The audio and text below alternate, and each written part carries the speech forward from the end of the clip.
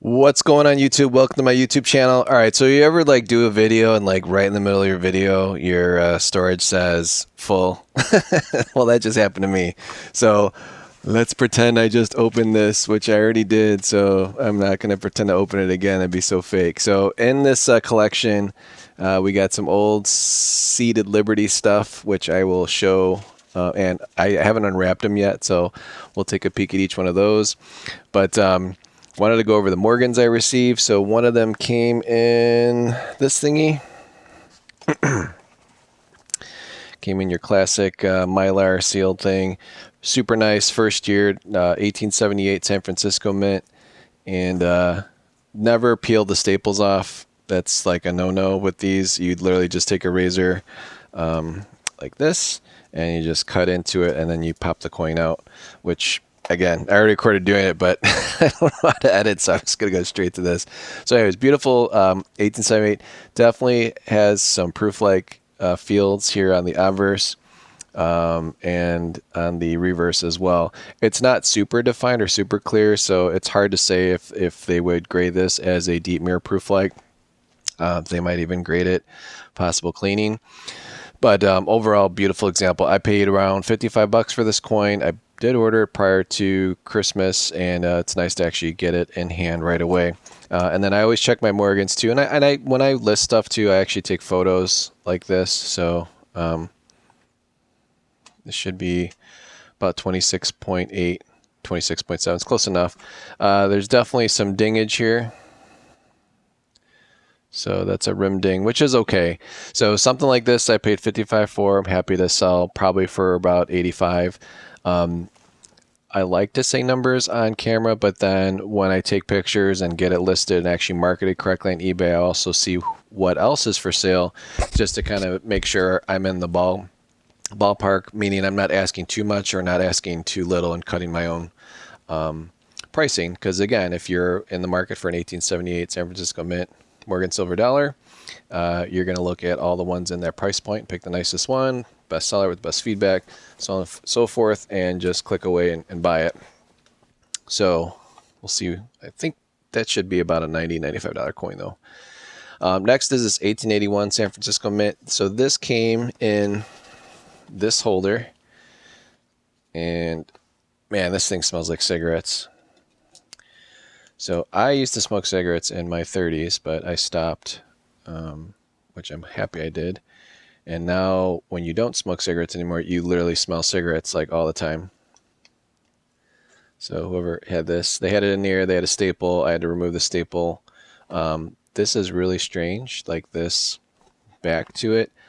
I don't know what kind of design that is, but that looks like mid 80s. What do you guys think? So someone made like these I don't even think this is Mylar. Yeah, this is definitely this is a plastic. This looks like something I would put baseball cards in, or that type of material. So we'll be tossing that, but I just thought it was interesting. So it's like, man, this coin's been sitting in here, and it looked like poop because the seller took a picture with all this tape and gunk on it. But the coin itself is gorgeous.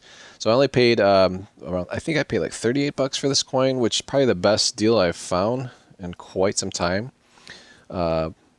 Probably all year, because I don't think I've paid this little for a coin and it's been this nice. So anytime you're looking at a Morgan silver dollar, especially an 1881 San Francisco mint, it is common that they look nice, although the nicer ones are getting harder and harder to find because they're ending up in slabs or they're ending up in people's collections and they're just not selling it. So this definitely has some reflective properties in the fields on the reverse, not so much on the obverse, which is the more important part. So this might get a proof-like designation or just a higher mint state. So I always kind of guess. So first of all, when I list stuff on eBay, I'm seeing what else is out there, what else is available. So like, are my cheeks better than the other guys listing at that price point?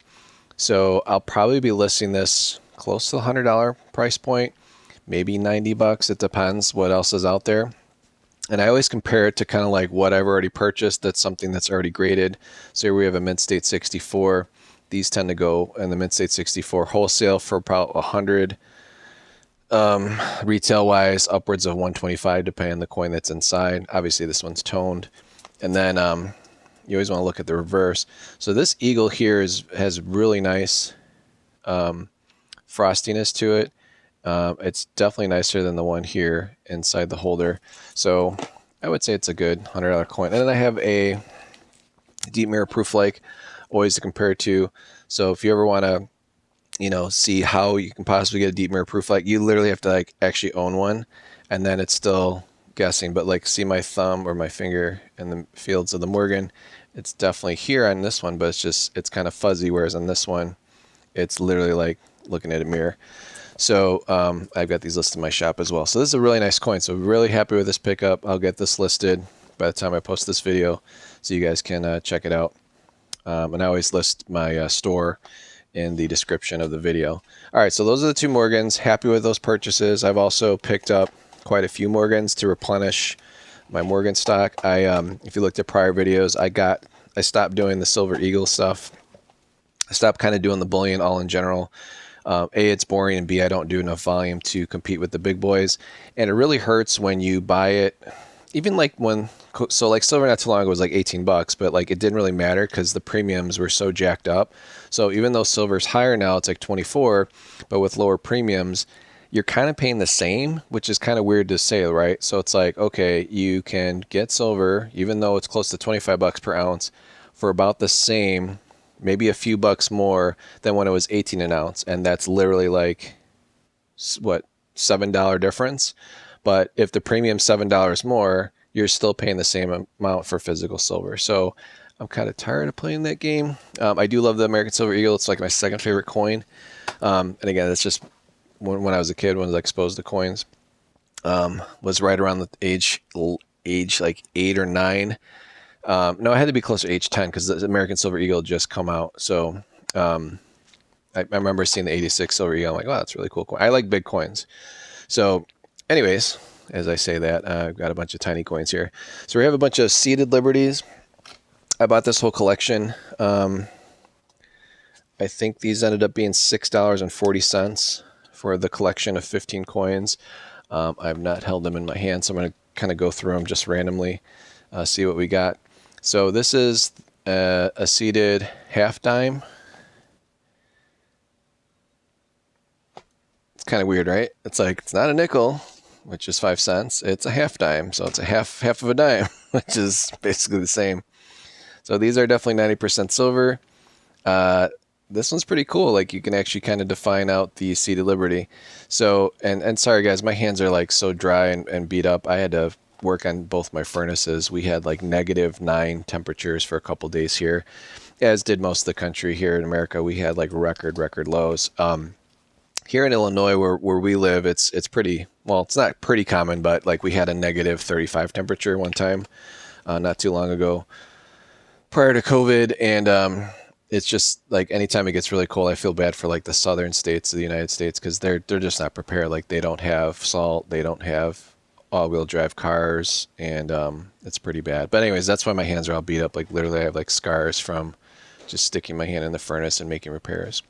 So here's an 1854 seeded Liberty. This has the actual arrows on it, and some of these do not. So here, this 1873 does not have arrows. I don't have all the specifics on these, but I think these I'm gonna all ask for around 15 bucks. They're just harder to find, and people like enjoy collecting them, like to fill up a book, and then usually they'll put the mint mark here. This one's kind of beat up, but again, this is an easily, $10, $15 coin. The way I price these out is I always kind of compare to see what else people are selling for, what has already sold on eBay, and then I'll take photos of my coin and kind of determine the pricing there. So, but I was kind of guessing like doubling up on all these. So if I got $6.40 into them and I'm selling them for 15 after eBay fees, that's kind of like doubling your money. It's a lot of work though. I mean, most people are not, like, most coin shops are not going to take the time to take pictures of coins of this quality and list them on eBay, because it costs them more in labor to do so. But I like sharing the history with others, and it gives an opportunity to deal with someone that's reputable, myself, and you get the coin right away. I write a thank you card.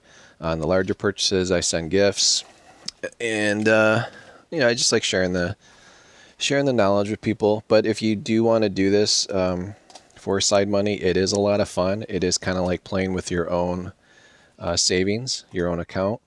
You just have to make the right decisions over and over and over again. Or if you don't care about reselling, you just like collecting them and you'd rather have something physical in a numismatic sense, like these type of coins, this is a cool way to do it as well. So this is an 1877. This one's really, really poor condition. But again, someone might be like, that's what I want. Ooh, that's a San Francisco. So 1877 San Francisco. Is that worth more? I don't know. Should I take out the old red book? Someone made a comment on my other videos like, you should know better that the dime is not the smallest U.S. American coin ever made. But I was doing it more for like common people. Like if you ask most people like, hey, what's the smallest coin you've ever seen in your life? They're going to say a dime. And everyone's like saying, oh, there's dollar, gold, and there's the 3 cent piece. I'm like, yeah, like most people in the world have never held a 3 cent piece, nor do they know that the U.S. Mint actually made a 3 cent piece back in the day. It's kind of goofy denomination, but that's when money was worth more back then, right? All right, so let's go to quarter dollars. And this is the newest red book, but it's still like, it's kind of old school, right? Like looking at a book to determine price. So here we have the Seated Liberty, and we're looking for the 1876. And I'm just doing this live. I don't know if this is worth more or not. Yeah, it's less than the Philadelphia Mint. There's only 8.5 million ever made, and in good condition, it's $30. But this ain't no good condition. This is what you call like maybe fair. Like the date, I guess the rim you can see, it's pretty toned and it's pretty dirty. I don't know. To me, that's like a $15 coin. I'm not gonna get greedy. I probably could ask 30, and someone would pay like 25 and think they're getting a deal. I'd rather just like here. I might list it for 20. I don't know. That is pretty rare. Next one here is just a straight up 1876. So we've got 1870. Did I even look up the right one? Hold on. 1877. Yep. And then a regular 1876. They made a lot of those, but in this quality, this to me is considered good because you can define Seated Liberty. There's a little bit of stuff going on in the fields there, some type of damage. But this to me is more of a good coin, whereas this one, it probably is nicer, like strike-wise. Yeah, because you can see the eagle's eyes, but it's just so dirty. I don't know. All right, now that I have these two side by side, I would say this is the good, and this is probably like the poor. Or maybe this is good and this is very good, because like these got a lot of usage and they weren't really defined. So like if they were used for like 6 months, they wore down pretty quickly. Silver's pretty soft. All right, well, that was interesting. Let's get these other ones going. So maybe $20 for the Seated Liberties. I don't know. I think that's a pretty cheap price. Maybe I'll ask 30. I don't know. Like I said, I got to see what's on eBay. You can't always go by Red Book. Like that just says it's 30. You really got to go to like supply and demand, like what's available and what do people want. Now this is like super worn. I would say this is like fair. So it's the 1853 with arrows, but can barely make out the reverse. So that would be a fair. Now is 1853 like a super rare year? Oh, gotta go to the next page. Man, these go back to 1838. I didn't even know that. So variety arrows at date rays around eagle. good luck figuring out if there are rays around the eagle. Look at that, you can still make it out. So maybe if someone wants like, what do they call the low ball? Yeah, they made a ton of those. So that's gonna be a $15 coin all day long. But again, it's like I like picking this stuff up. Like when you don't have that much money into it, you don't feel like you're going to lose money. It's really fun to make a little money, but also share the coins with others. So these are not the Shishiren Coin Museum where you'll never see these. Like everything I show is available for sale. So in 1891, is that rare? They made these seeded for quite some time. 1871 or 1891. Oh, that was last year. Yeah, 3.9 million. So that's the 30. Man, if it was an O, it'd be a $375 coin in biter version.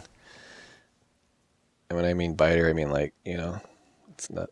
So if there's a little O down there, that'd be worth lots. Let's zoom in and see. There's no O. All right, let's get the next one out. Just kind of nice to get these out in the open, though. It's like, when's the last time these actually saw? And as I wonder, like, you know, was this in some guy's like quarter bullion stack? I'd be pretty upset though if this was like the bullion I was paying for, because there's definitely not a lot of silver left on the bone on this one. So this is what I would call probably a poor. Is it fair? I think fair is the worst condition, right? So it's fair, poor, and then good, or is it poor, fair, and then good? I don't even know. I don't have any, but yeah, you can't even make out the reverse on this one. And that is an 1861. So I would say out of all the coins, that is the worst one. But again, it's probably still worth 15 bucks to somebody. So let's see if the 1861 is super rare. And it's not. We got 4.8 million. It's worth a little bit more.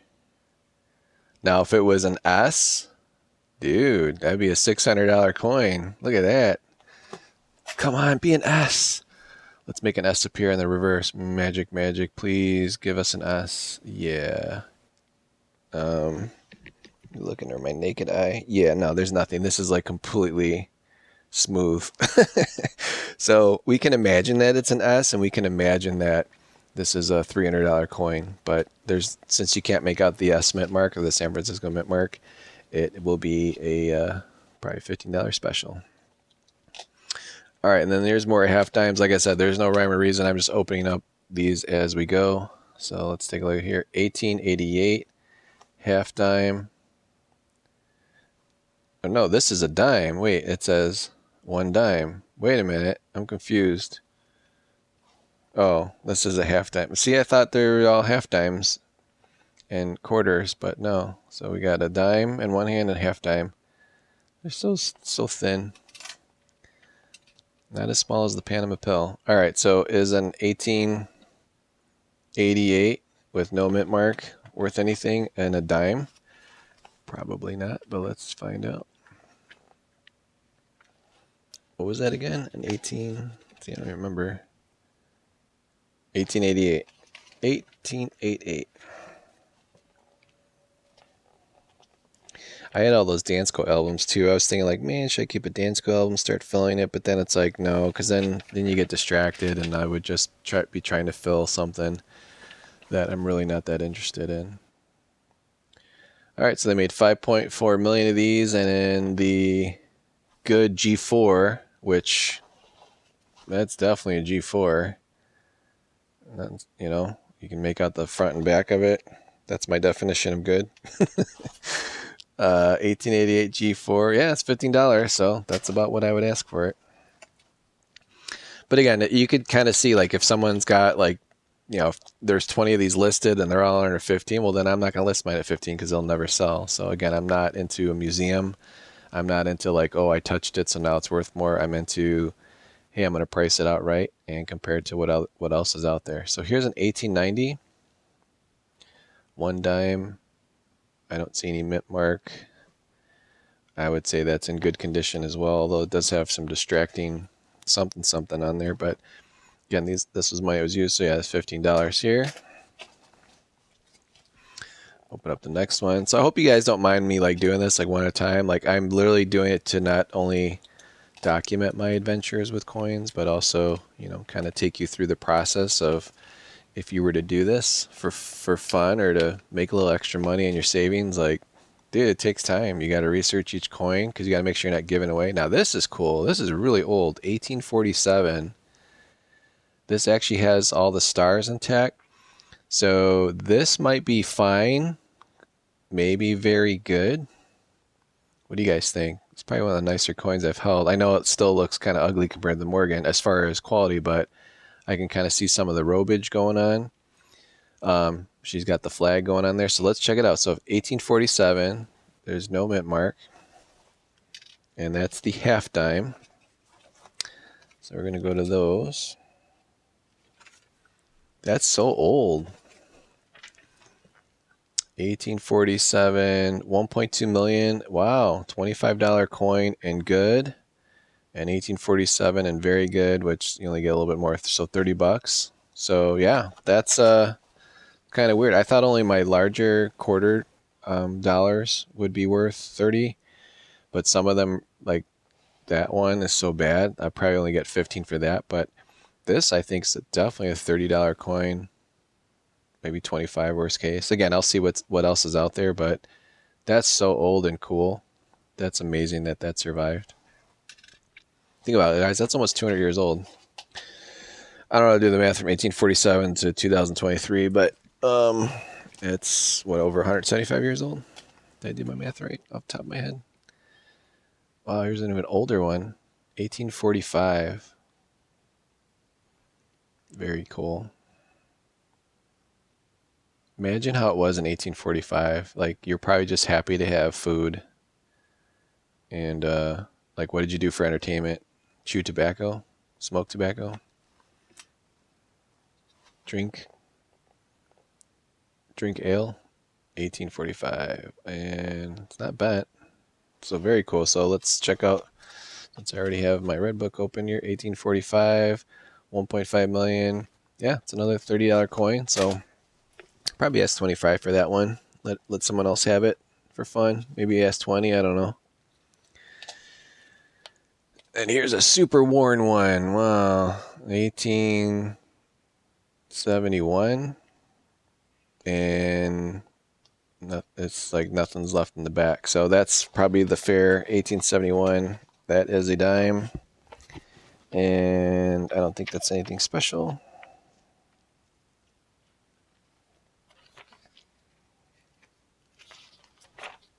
$1871. Nope. $16 for good. So yeah, that's a $10, $8 special. The other things I do as well, I list coins under $20 on eBay because I'm a store and I use the proper envelopes, but as long as you keep it under 3 ounces, I am able to mail the coins for under $1 versus like other sellers don't know that little trick with eBay. They'll just list it and literally pay $4 for shipping, which is stupid. So if your coin is under $20 and it's not bullion, but it's an actual coin, and it could be a world coin, you can ship stuff cheap. So I also take advantage of that versus pricing. That makes a big difference. So if you have someone that, let's say they're looking at this coin and some guy's got it listed for $10 but he's charging $5 for shipping, so he's like $15 of free shipping, and I got mine listed for $10 and I'm charging 81 cents for shipping. You're going to buy mine unless his is way better looking.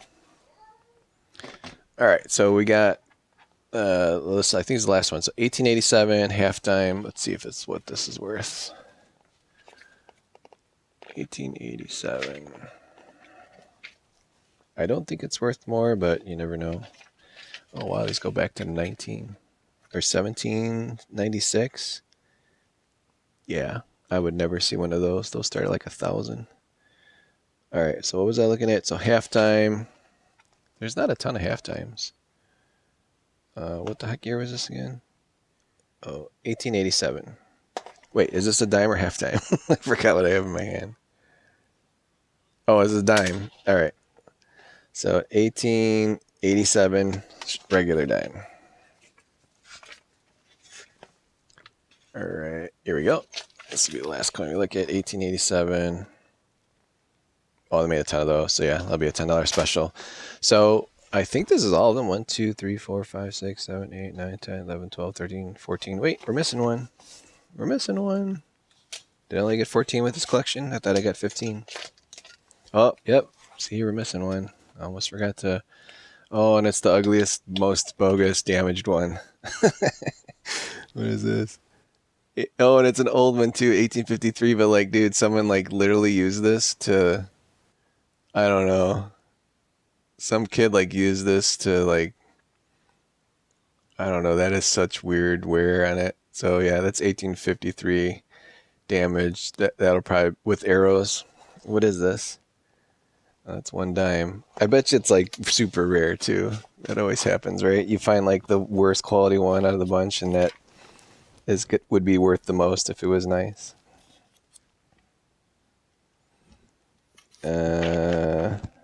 There's 18. Wow. Wow, wow, wow, wow. Does this have arrows? So if it doesn't have arrows, it starts at 150. Oh, it's got arrows. Okay, so if you found an 1853 dime without the arrows here on the bottom near the dates, they start at 150. But this one has the arrows. So yeah, it's like an $8 special. See, with arrows. The O. If it was O, it'd be worth a little bit more. But anyways, so that's it, guys. So there's all 15 of the seated Liberty quarters, dimes, and half dimes. Real happy with this collection. Again, under $7 for each one. So I think like some of the, if any of them sell for like $8, obviously I'm losing money on those. But the other ones that I'll be listing for 15, and obviously the nicer one, the small amount that I'll be listing for 30. We'll definitely double up on that. And again, so it's really cool to pick up coin collections, double up your money. I am taking the time to tape, to record this, which is not very time well spent if you're running a business, but I'm also doing it to educate you guys and myself, go through the process.